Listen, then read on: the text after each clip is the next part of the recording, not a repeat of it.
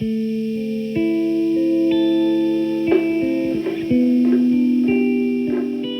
1966, my grandparents bought property out here and moved their family out here, my 4 aunts and my dad. And they were the first blacks to establish living in the city of Clear Lake. We're from this community, very well known. I mean, when you're black in an all-white community, you stand out. I mean, I don't know how to explain him because he was just dad, you know, he was just, he moved to Sacramento, but me and my brother would go visit him every summer in Sacramento, and when my dad would come into town, my father was always standing there on the porch waiting for us. And my dad always took care of other people, you know, like they were your family. I got a call one day from my father, and he said he was on Clear Lake's Most Wanted. And so he comes up to Clear Lake. He was arrested and was released 20 years later.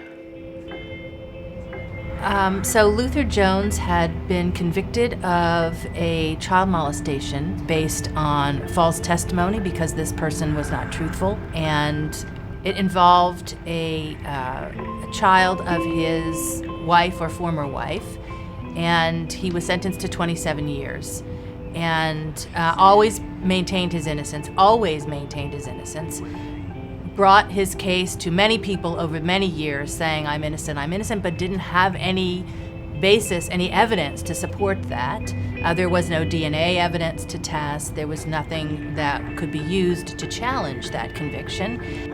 I started off 20 years old trying to figure this out, trying to know what to do. And I mean, I'm still trying to know how to shave right at 20 years old, you know, and I'm trying to figure out how to get my father released from prison. Every step of it was difficult. My father was appealing from inside the prisons. He was in 10 different prisons. He was appealing and denied everybody he talked to. I happened to run into the accuser in Fort Bragg. I didn't even recognize her. She recognized me. Over the 6 years, we kept in contact. We talked over the phone. So I guess one of the things that weighed heavy on her was the lie that her mother made her tell on my father. She went to the prosecutor, and the prosecutor took the initiative to draft the petition in combination with the defense attorney and help free Luther Jones. So that's another remarkable part of the story, is that the prosecutor took the initiative to help right a wrong that the system had committed. It was exciting. Driving down to Stockton, knowing I was picking my father up. When I got to talk to him, I told him, I said, Daddy, I told you I was gonna get you out of here. He said, I can't wait to see you. He said, I don't believe this, but when I see you, I'll believe it, right? So I get down to Stockton, and they tell me just to put all my dad's stuff in my truck, all this property in my truck. They're bringing him from a hospital, so now I'm confused. I said, all right, what's going on? And then that's when they told me what he has, like the liver failure, the kidney failure, hep C, and diabetes, and they handed me a box like about that big, full of a bunch of different medicines. Seeing them, of course it was great. Of course it was great. But it was shocking. It was shocking. I've never seen my father sick. I've never seen him that small. I mean, his neck was skinny. Oh my God, it was.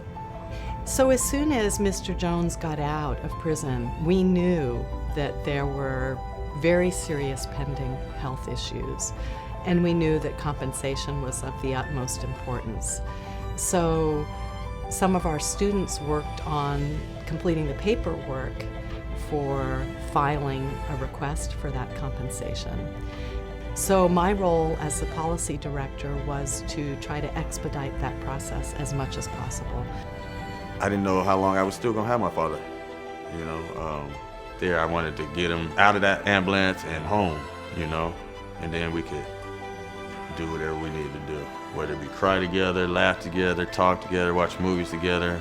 And that's what we did. We watched TV, we laughed, you know, we reminisced, and me and him both laid in my bed that night because I didn't have no hospital bed. I didn't have no bedside toilet. I didn't have no Hoyer lift.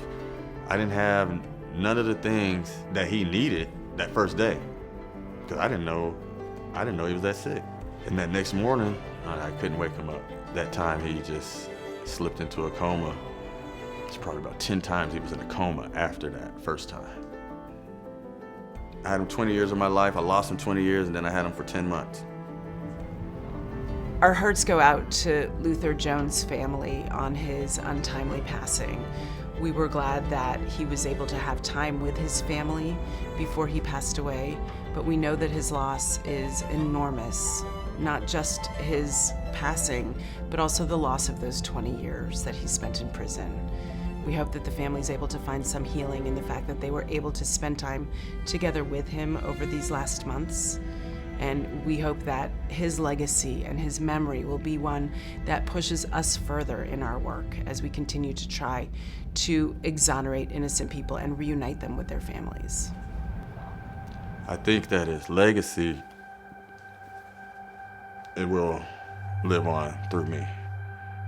I know that just because my father's gone, that his name ain't gone, what they did to him ain't gone. I'm going to make sure that he is done right. I'm going to make sure that he's done right. In so many words, that's how I can say it, but I'm going to make sure he's done right. Justice for Jones.